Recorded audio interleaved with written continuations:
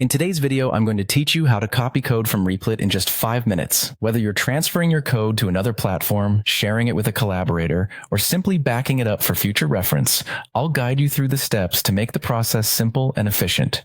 Let's get started by logging into your Replit account.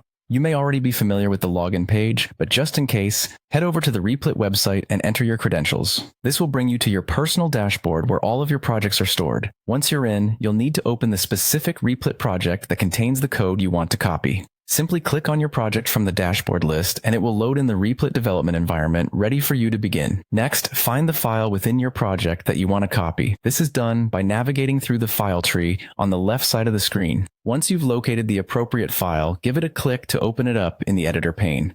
With your code now displayed in the editor area, we're ready to move on to the actual copying process. Inside the editor, you'll press Ctrl and A on your keyboard. This keyboard shortcut quickly selects all the content within the open file, saving you time from dragging your mouse cursor across the screen.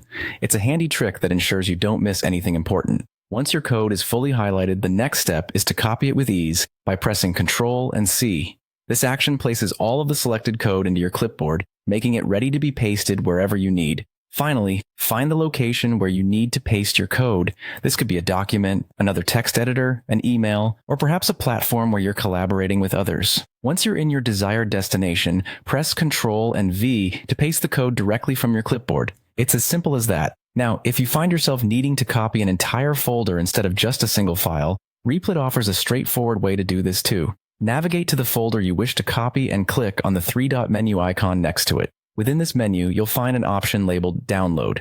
Click this and Replit will prepare your folder for download. After it's downloaded to your computer, you can open it and access all of the files it contains directly on your PC. And there you have it, a quick and easy way to copy your code from Replit for any purpose you may have. Whether you're moving code between platforms or simply creating a backup, these steps should serve you well. Thanks for watching and good luck with all your coding endeavors.